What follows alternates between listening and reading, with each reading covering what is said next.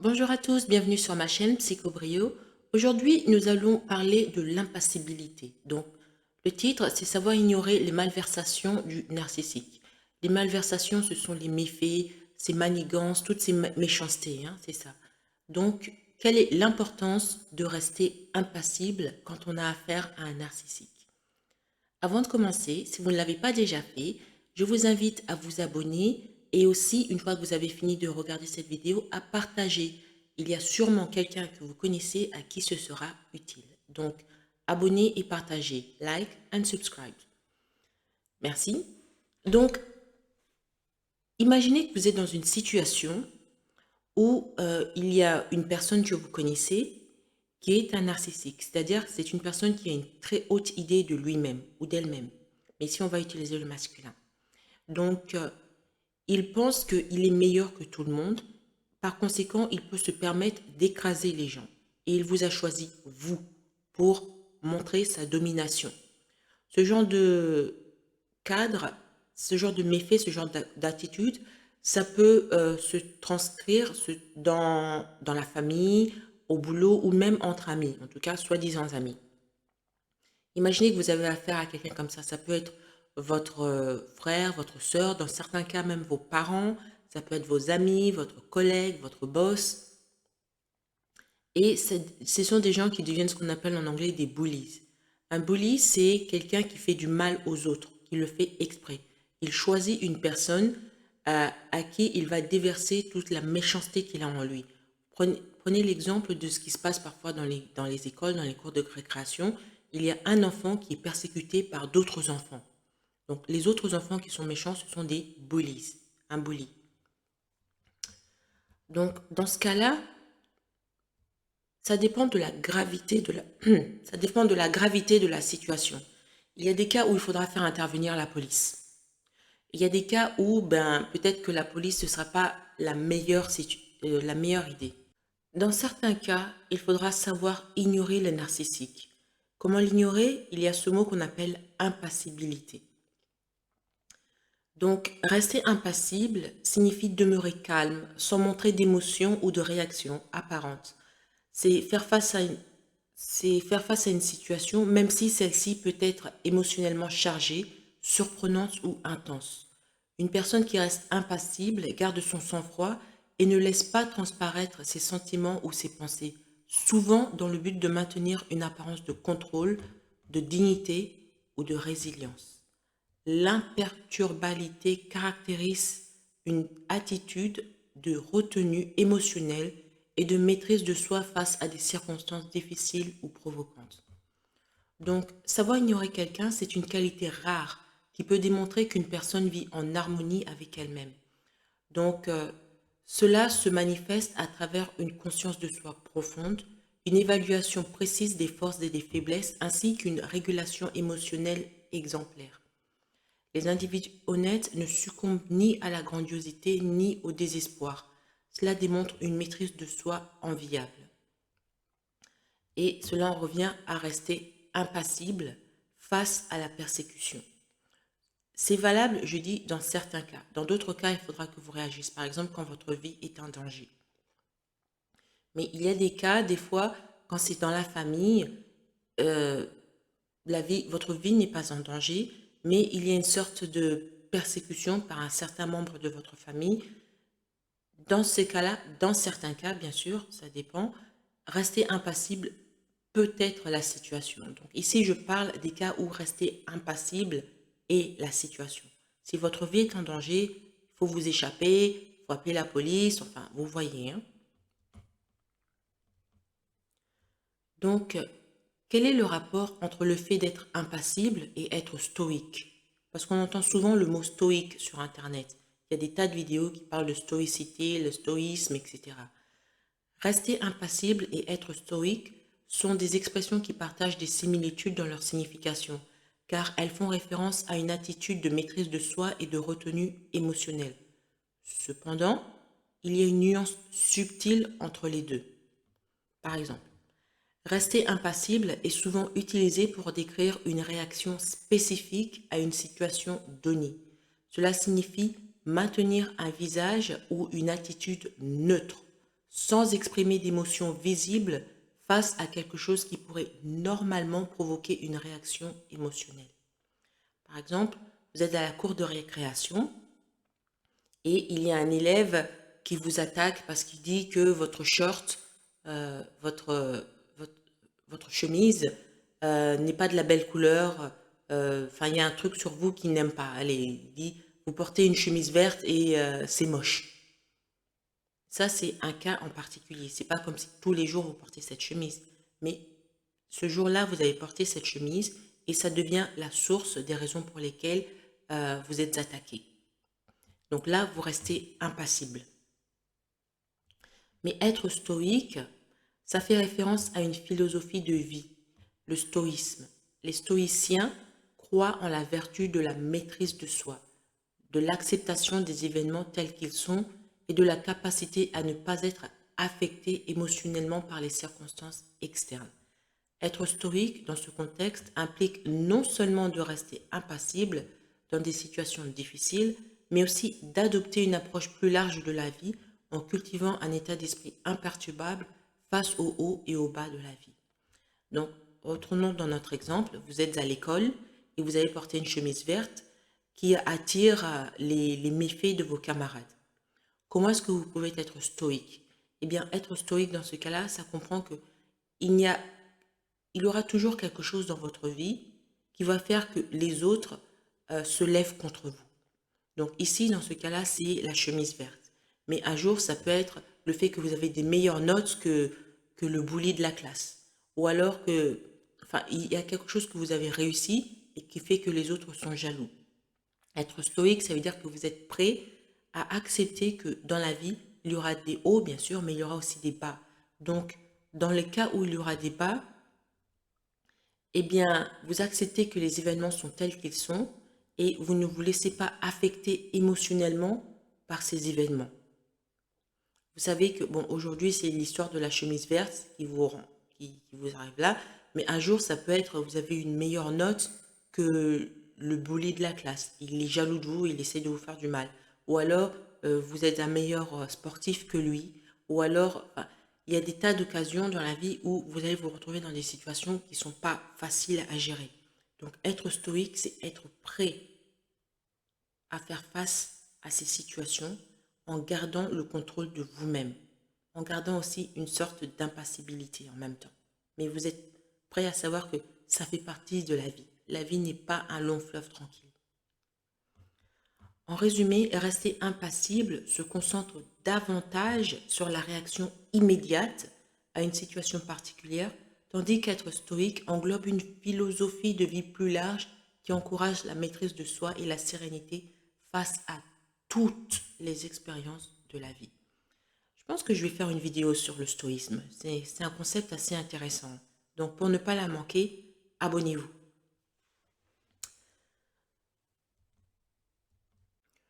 Maintenant, on va parler des gens impassibles face aux narcissiques. Gardez en tête cette illustration. Vous êtes à l'école, vous portez une chemise verte et ça attire les bullies, c'est-à-dire les personnes qui harassent les autres, qui essayent d'intimider les autres. Les personnes impassibles se distinguent par leur force de caractère face aux narcissiques. Même confrontées à des situations difficiles, elles demeurent imperturbables, ne personnalisent pas excessivement les événements. Leur indifférence apparente peut déstabiliser les narcs qui habituellement s'attendent à susciter des réactions émotionnelles intenses. Donc vous êtes à l'école et vous avez un enfant narcissique qui est là en train de vous provoquer. Vous restez impassible. Ça va déstabiliser cet enfant narcissique parce que lui, il s'attend à une réaction, mais vous ne donnez pas de réaction. Donc, cette indifférence apparente, c'est pas quelque chose qu'il aurait prévu. Lui, il attend que vous répondez, que vous vous battez à la fin. Et il va, quand vous savez, les surveillants arrivent, il va trouver un moyen de se mettre en victime et de dire c'est vous qui avez commencé la bagarre. Et c'est vous qui allez avoir le blâme. C'est vous qui allez finir par être puni. C'est comme ça que les narcissiques manipulent les gens. Et ils prennent plaisir à faire ça. Pourquoi Pourquoi est-ce qu'ils le font? C'est parce qu'ils peuvent. Et ils en retirent de la joie à blesser les autres. Oui, ils sont habitués à manipuler et à contrôler. Ils se retrouvent souvent impuissants face à des individus impassibles. Les tactiques habituelles de rechercher de la validation, les trucs de bombardement d'amour, vous savez, le love bombing, j'ai toute une vidéo sur ça. Et tout ça, c'est inefficace. Cette incapacité à influencer les impassibles génère de la frustration chez les narcissiques. Ça dévoile ainsi la puissance du fait d'être authentique, d'être honnête, de ne pas se laisser trimballer émotionnellement. Et c'est ça que les personnes impassibles font. Elles sont honnêtes avec eux-mêmes. Elles se disent, ça ne vaut pas la peine. Rentrer dans son jeu, ça va me dévaloriser, ça va me mettre à son niveau. Donc, la personne est là en train de se moquer de vous parce que vous avez, je sais pas moi, un skirt, non, attends. Comment on dit en français? Une chemise, ouais, c'est ça. Parce que vous avez une chemise verte. Donc, ça devient un objet de moquerie. Et vous ne vous rabaissez pas à son niveau à lui répondre au tic au tac. C'est ça, du tac au tic, du tic au tac. Mais vous ignorez cette personne. Or, le narcissique, il n'avait pas prévu ça, que vous allez l'ignorer. Donc, ça le déstabilise. Cela montre aussi la sagesse des individus impassibles. Qu'est-ce que c'est? Eh bien, cette sagesse se distingue par le fait qu'ils ne tombent pas dans le piège du narcissisme. Contrairement à d'autres, ils n'expriment pas le besoin de réprimander ou de confronter directement le narc. Ils choisissent plutôt de se retirer avec grâce et ainsi ils évitent toute confrontation inutile. Pensez un peu, je pense que c'est dans le film de... Comment il s'appelle déjà? Mel Gibson, La Passion du Christ. Il me semble que c'est dans ce film ou alors un autre, où les pharisiens approchent Jésus. Ils essayent, vous savez que ils essaient de comploter pour sa mort. Ils l'approchent et ils disent... Attends, c'était quoi déjà la question? Ils disent... je me rappelle plus c'était quoi la question. Donc, ils lui posent une question piège où c'est dans le genre... qui est-ce que nous devons servir, Dieu ou le gouvernement? Parce qu'il faut comprendre qu'à l'époque, la Judée, c'était une colonie romaine, hein. En gros, c'était ça. Et les gens de Judée, ils n'étaient pas trop contents de ça, parce que les Romains, bah, ils prenaient trop de taxes.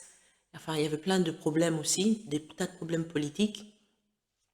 Donc, il y avait un esprit assez de rébellion contre Rome, l'Empire romain.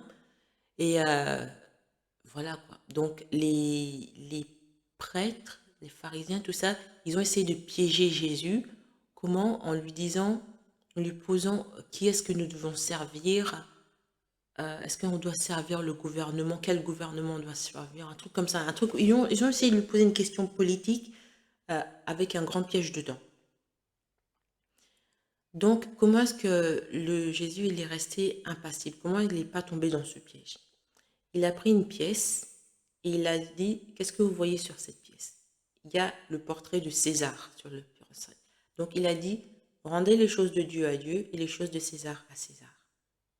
C'est une façon dont il a répondu pour ne pas tomber dans le piège. Parce que s'il avait dit, oh, il faut servir César, et tous les Judéens qui étaient là, qui écoutaient, ils se seront levés, ils ont dit, oh, comment oses-tu comment dire, encourager l'invader, l'envahisseur, ce sont des envahisseurs et tout, ils viennent pour prendre notre pays, machin, nana, dans les trucs de politique. Ou alors s'il avait dit, il ne faut pas servir César, on lui aurait dit, oh tu es un rebelle, ils l'auront dénoncé au gouvernement, il aurait fini en prison, des trucs comme ça. Donc il était piégé des deux côtés.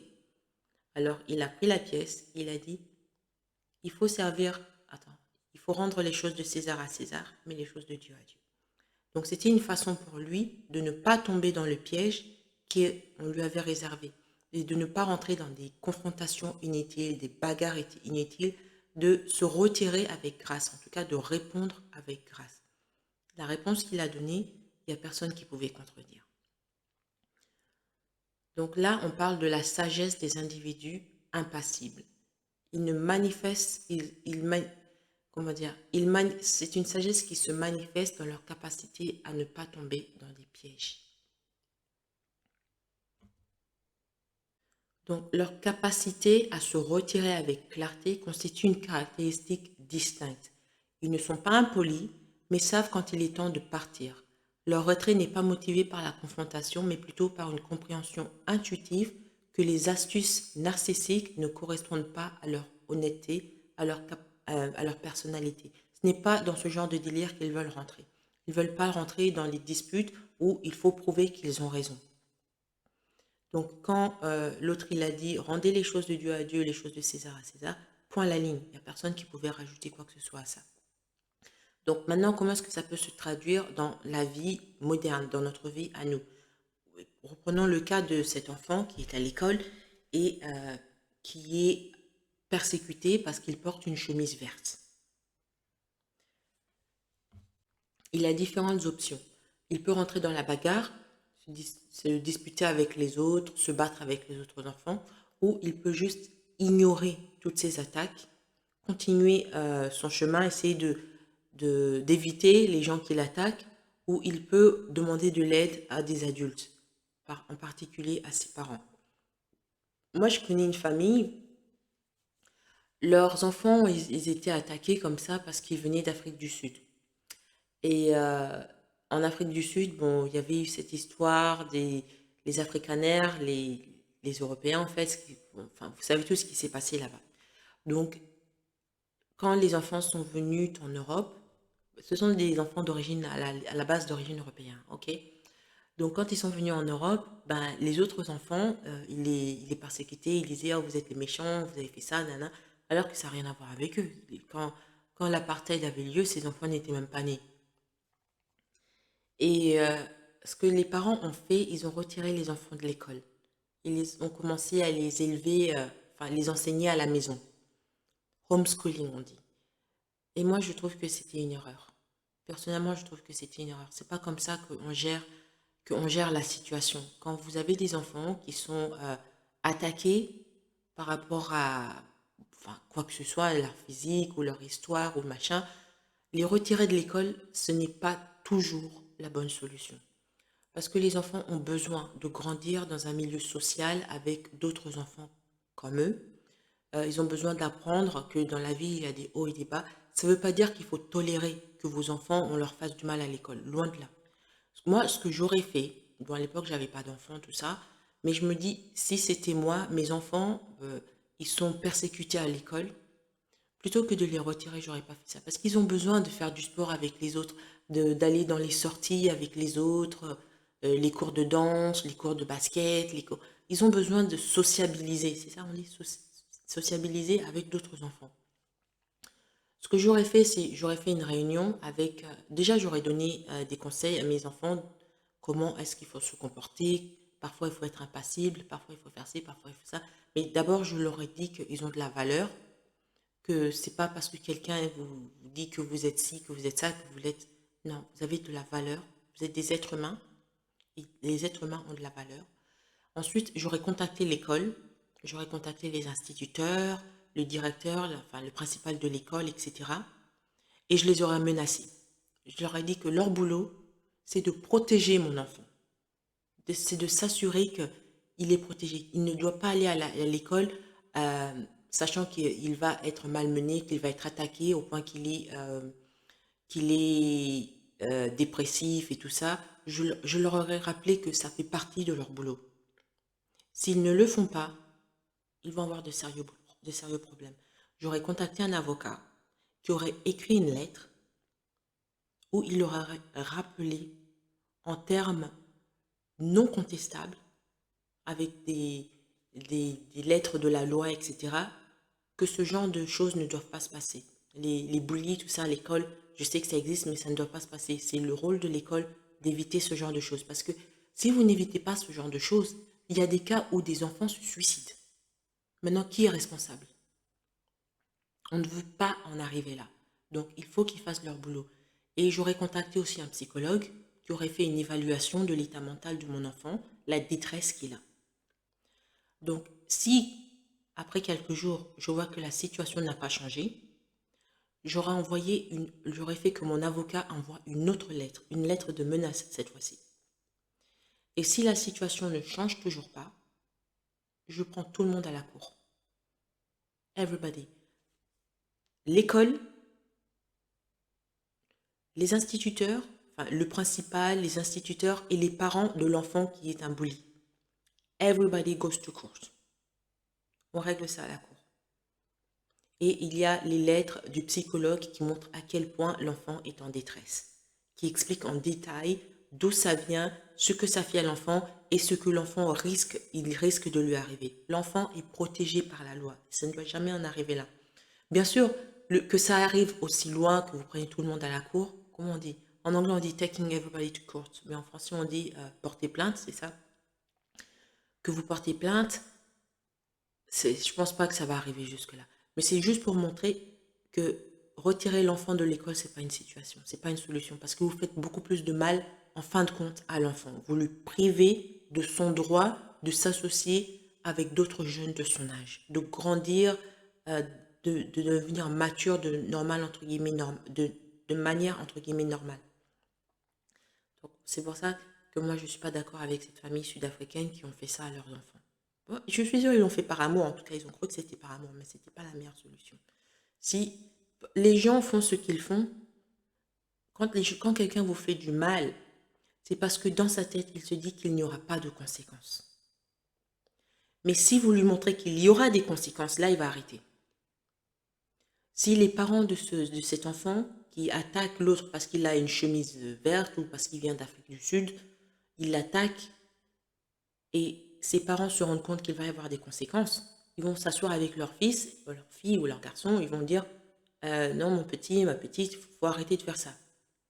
Surtout s'il reçoit une lettre d'un avocat et que l'avocat les menace de les traîner en justice.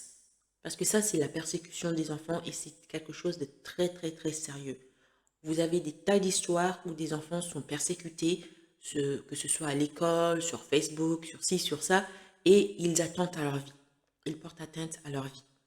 C'est dramatique, c'est très sérieux. Et c'est pour ça, quand quelque chose comme ça vous arrive à vous, du moins à vos enfants, prenez contact avec un psychologue. Que le psychologue écrive un rapport sur la détresse de l'enfant. Et prenez contact avec un avocat. Et vous allez voir, en 2 temps 3 moments, votre problème va être réglé. L'école va prendre son rôle au sérieux de protéger votre enfant. Parce que la dernière chose qu'un principal de l'école, la directrice de l'école veut, c'est être traîné devant la justice. Voilà. Donc, ici, on parle de l'impassibilité. On voit que les individus impassibles restent tranquilles, même sous pression. Le cas de ses parents, ils n'ont pas été impassibles, ils ne sont pas restés tranquilles sous pression. Les enfants viennent, commencent à pleurer, oh, on se moque de nous parce qu'on vient d'Afrique du Sud. Plutôt que les parents rester tranquilles et de réfléchir calmement à la situation, ils ont laissé leurs émotions dominer, ils ont pris des décisions qui ont eu un impact négatif à long terme sur leurs enfants. Je sais parce que maintenant je connais aussi leurs enfants. Euh, à l'époque où je les avais rencontrés, le plus jeune avait peut-être 10 ans. Maintenant, il a une vingtaine d'années.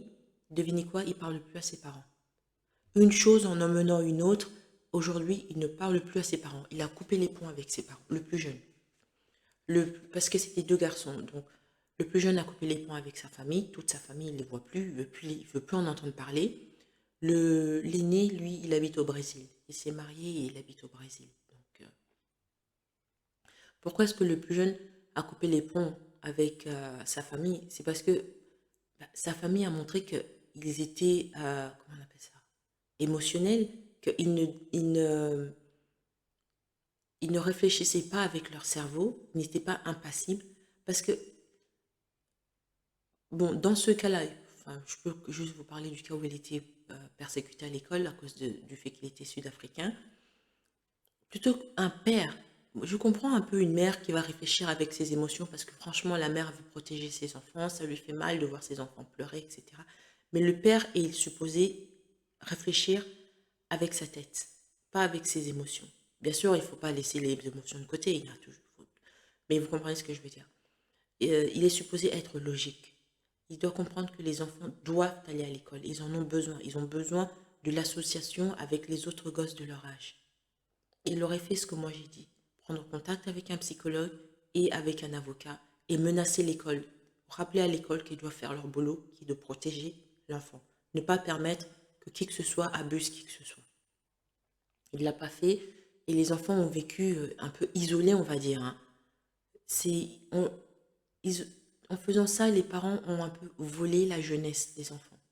Parce que normalement, dans la jeunesse des enfants, il doit y avoir des souvenirs qu'ils sont en train de jouer à la cour de récréation avec leurs autres camarades, qui sont ils sont en train de faire je sais pas moi, des cours de peinture, des cours de scie, euh, peut-être des cours comment on appelle ça, de maths, de biologie, les expériences en biologie à l'école, etc. Tout ça, c'est fun, c'est des trucs. Enfin tout le monde. Moi, je sais que j'ai eu des problèmes à l'école. Il y a eu des gens qui m'ont embêté. Moi, mes parents, ils vont jamais faire ça, me retirer de l'école, ça c'est impensable. Regardez ma chaîne Stratégie Féminine 2, dans Stratégie Féminine TV, vous comprendrez un peu mieux dans quelles circonstances je parle, hein. Nous, on a le genre de parents, franchement, bon, laissez tomber. Mais bon, ils ont un peu volé l'enfance de ces enfants. Ils leur ont pas permis de vivre ces expériences, d'avoir ces souvenirs de l'école. L'école, ce n'est pas que mauvais. Il y a des hauts et des bas. C'était leur rôle de remettre les choses en place avec les adultes concernés. Dire aux adultes, surveillez-vous, surveillez les enfants, mieux que ça. Mais ils l'ont pas fait. Ils ont surprotégé l'enfant. Ils n'ont pas été... ils- c'est- comment dire, ils ont été émotionnels. Ça, c'est la différence entre être impassible et être émotionnel. Je dis pas que l'enfant peut-être aurait dû être impassible, aurait pu être impassible, peut-être ça dépend de la situation, mais les parents n'auraient pas dû être aussi émotionnels. Vous voyez un peu ce que je veux dire? Ils auraient dû rester stoïques, mais rester stoïque, ça ne veut pas dire accepter le mal. Parfois, il faut prendre des décisions euh, en arrière-train, dans le background, dans... Comment on dit dans le background en français? Des décisions derrière la scène, c'est ça. Derrière la scène où ils protègent leur enfant. Les décisions derrière la scène, ça aurait été faire appel à un psychologue et un avocat. Voilà. En plus, il avait de l'argent. Le père était ingénieur, donc il y avait de l'argent. Voilà. La vérité et la transparence sont des armes redoutables des individus impassibles contre les narcissiques. En exprimant ouvertement leurs sentiments et leurs limites, ils neutralisent les manœuvres narcissiques. Cette transparence exige un travail sur soi important, mais elle offre une protection inégalée contre les tentatives de manipulation. Donc ici on dit la vérité et la transparence sont des armes redoutables des individus impassibles contre les narcissiques. Rappelez-vous l'exemple que je dis, ces enfants d'Afrique du Sud, comment est-ce que leurs parents auraient pu faire preuve de vérité et de transparence comme arme redoutable contre les gens qui veulent du mal à leurs enfants? Dans certains cas, comme j'ai dit, il faudra travailler derrière la scène. Parce que faire face au narcissisme, face à face, imaginez les parents de ces enfants d'Afrique du Sud en train de confronter les parents des enfants qui persécutent leurs enfants. Ça sert à quoi? Ça sert à rien. Tout ce que vous allez faire, c'est du négatif plus du négatif, des disputes qui n'en finissent plus, et en train de confronter les professeurs face à face, et les engueulades et tout ça, c'est très négatif. Donc, ils auraient été plus sages s'ils avaient commencé à réagir derrière la scène, c'est-à-dire ils appellent un avocat, ils appellent un psychologue. Et ça aurait réglé l'affaire en 2 temps, 3 mouvements. Ça, je vous assure. La peur de se retrouver en face d'un juge, tout le monde, tout à coup, ils vont prendre leur responsabilité au sérieux. L'institut éducationnel, l'école, les professeurs, le directeur de l'école, tout ça, vont prendre leur boulot au sérieux. Leur boulot, ça consiste pas juste à enseigner les élèves. C'est aussi, tant que les élèves sont sur leur garde, sont à l'école, c'est assurer la sécurité de ces enfants, la sécurité physique et mentale. Ça ne sert à rien d'envoyer un enfant pour qu'il finisse schizophrène. Il a été tellement persécuté qu'il finit schizophrène à l'âge de 18 ans. À quoi ça sert? Donc, devenir dans ce cas-là un individu impassible, ça aurait été juste la forme. En face du problème, il semble être impassible dans le sens où ce ne sont pas des gens qui vous confrontent en tête à tête et ça commence à crier, etc. En fait, c'est le mot impassible dans ce cas-là, c'est pas exactement le mot idéal. Je dirais sagesse, faire preuve de sagesse. Ne pas, euh, par exemple, admettons, le petit Tommy, il est à l'école et il se fait persécuter par Marc, par le petit Marc. Donc les parents de Tommy, à la sortie de l'école, ils attendent les parents de Marc et ça commence les cris et les insultes et les trucs comme ça. Non, ça c'est pas la solution. Les parents de Tommy, ce qu'ils doivent faire, c'est qu'ils essayent de parler un petit peu aux parents de Marc, ils lui expliquent la situation. Si les parents de Marc prennent le rôle de parents sérieux, vous allez voir une différence positive. S'ils ne prennent pas leur rôle de parents au sérieux, eh bien le délire va continuer. Et là, c'est là qu'il faut commencer à agir derrière la scène, faire appel à l'avocat et au psychologue.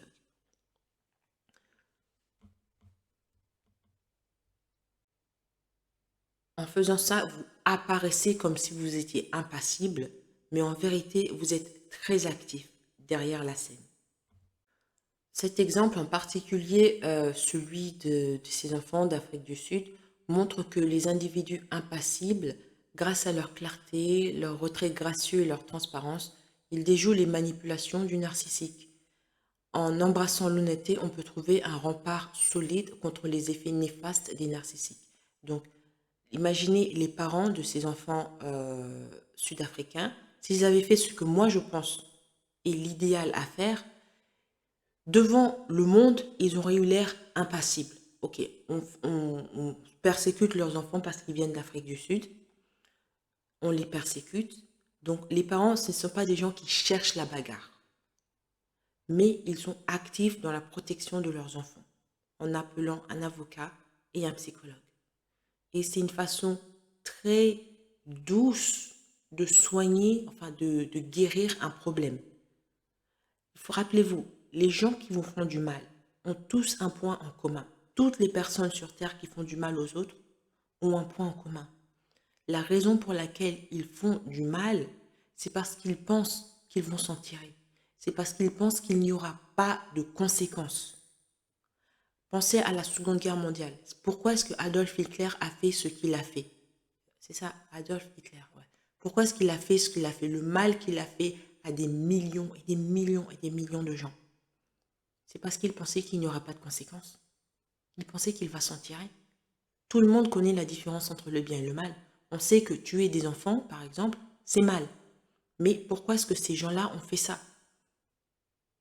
C'est parce qu'ils pensaient qu'il n'y aurait aucune conséquence. Mais merci mon Dieu, il y a eu des conséquences. Et des millions de personnes, enfin, malheureusement, sont mortes, mais d'autres personnes ont été sauvées. Aujourd'hui, on ne vit pas sous le régime du Troisième Reich. Donc, les gens qui nous font du mal, c'est parce qu'ils pensent qu'il n'y aura pas de conséquences. Comment est-ce que vous pouvez contrer ça?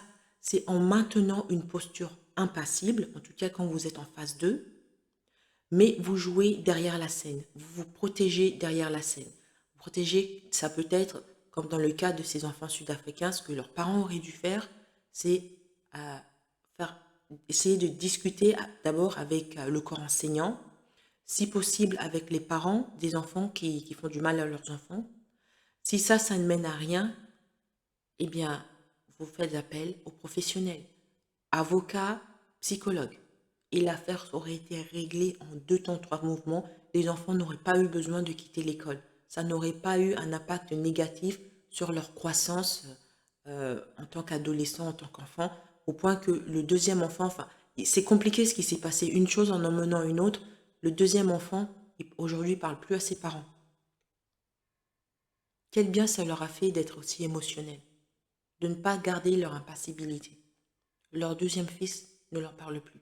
Le premier, bon, ouais, il a toujours du contact avec sa famille, je veux dire, ça va. Mais la différence avec le premier, c'est il est beau. Le deuxième, il était petit, il était un peu grassouillé. En plus, il avait des boutons, donc il n'était pas complètement béni au niveau physique. Mais le premier, il était très beau. Il était grand, mince, il avait un corps athlétique, un joli visage. Il a épousé une jolie Brésilienne. Il a rencontré une belle petite Brésilienne, mais quand je dis qu'elle est belle, elle est belle, hein. Et il est parti dans son pays. Je pense que il n'est pas resté parce qu'il sait qu'il y a un truc qui n'allait pas bien dans sa famille. Ces histoires de ne pas grandir, entre guillemets, normalement, ça ne lui a pas plu non plus. Bon, il ne l'exprime pas, mais tel que je le connais, je sais qu'au fond, ça ne lui a pas tellement plu. Mais le petit, le plus jeune, lui, bon, bah, malheureusement, il a beaucoup plus de difficultés à sociabiliser avec les autres, à trouver une petite amie, etc., parce qu'il n'a pas été béni sur le plan physique. Comme quoi que aussi, l'apparence physique joue un grand rôle, hein. Les gens qui sont beaux ont tendance à s'en sortir quand il y a des défis sociaux, on va dire. Ils ont tendance à s'en sortir beaucoup plus facilement que les gens qui n'ont pas été, entre guillemets, bénis dans, physiquement. Donc, ça ne veut pas dire qu'ils ne peuvent pas s'en sortir, mais ça veut dire qu'il faudra qu'ils travaillent 2 fois plus dur que les autres. Et ça, c'est un truc que les parents n'ont pas vu. Quand vous êtes parent, vous devez voir tout ça. Vous devez voir plus loin que le présent. Vous devez considérer psychologiquement ce que vous faites, quel impact est-ce que ça va avoir dans vos enfants plus tard. Ces parents-là, ils n'ont pas considéré psychologiquement l'impact que les décisions qu'ils prennent vont avoir sur leurs enfants. Ils n'ont pas traité leurs enfants comme des humains, parce que les humains ont des sentiments. Et ils n'ont pas vu ça. Ils ont juste agi de manière émotionnelle. Allez, on coupe les ponts avec... On ne fait pas ça. Il y a bien sûr des cas où peut-être il serait bénéficial pour l'enfant d'être comment dire, d'être enseigné à la maison plutôt qu'à l'école. Il y a certains cas où ça arrive. Moi, j'ai vu sur Internet une femme qui disait que dans l'endroit où elle habitait, le pays où elle habite, en fait, la vicinité où elle habite, les écoles sont très très mauvaises. Il y a 2 sortes d'écoles. Soit ce sont des écoles dangereuses, ghetto, où vous avez pratiquement l'impression que l'armée doit intervenir chaque semaine. Enfin, j'exagère, mais vous voyez le genre d'atmosphère. Genre, imaginez les quartiers les plus lugubres de Chicago, le genre d'école qu'il y a là-bas.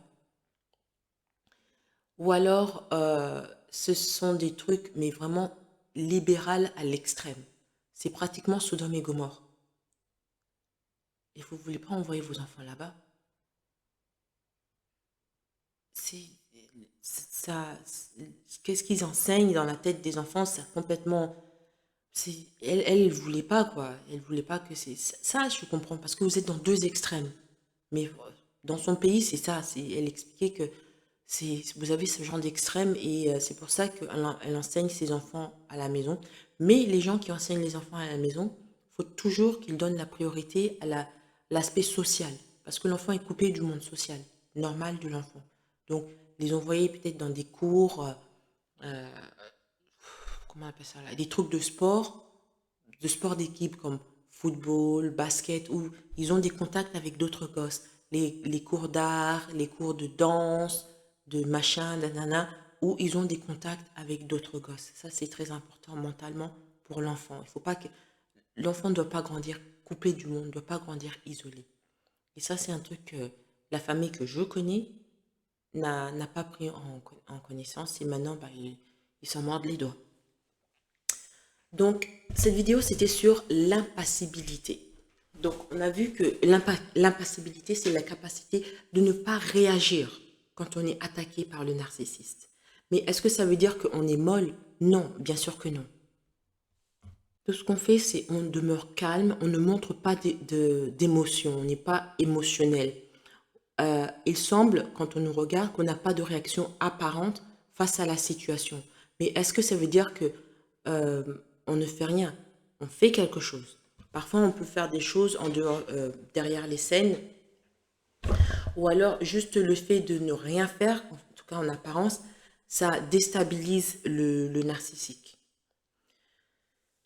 On a vu qu'il y a une différence entre le stoïsme et l'impassibilité. Je ferai plus de vidéos plus tard sur le stoïsme pour expliquer ça.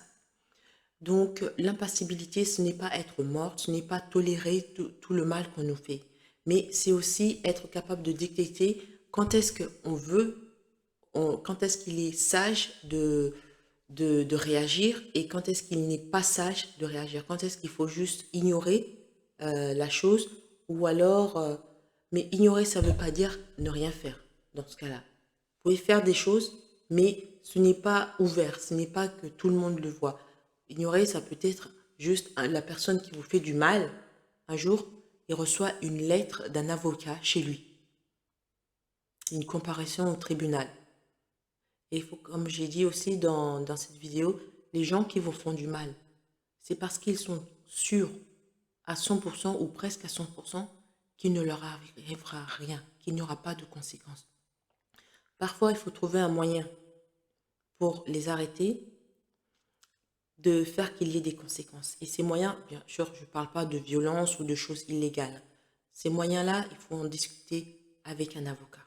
Bien souvent, c'est ça. Et même dans des cas, il y a eu des cas où j'ai entendu des cas de parents qui, même pas battre les enfants, mais vous savez, les parents qui gueulent tout le temps sur l'enfant, sur l'enfant, sur l'enfant, au point que ça déstabilise mentalement l'enfant. L'enfant en parle à ses professeurs à l'école et les professeurs font intervenir un psychologue et le psychologue envoie une lettre aux parents avec des menaces de tribunal, etc. Et sous les menaces, les parents sont obligés d'arrêter parce qu'ils se rendent compte qu'il y aura des conséquences. Donc, l'impassibilité, c'est important pour éviter qu'une mauvaise situation devienne pire que ce qu'elle était déjà. Et être impassible, ça ne veut pas dire tolérer le mal. Comme j'ai vu, comme je vous ai expliqué dans le cas de cette famille d'Afrique du Sud, ce qu'ils auraient dû faire d'après moi. Merci d'avoir regardé cette vidéo, j'espère que ça vous a été utile. Si vous avez des questions, n'hésitez pas. Et aussi, pensez à partager parce que cette vidéo sera certainement utile à quelqu'un que vous connaissez. Avant de partir, n'oubliez pas like and subscribe. Merci encore et à bientôt.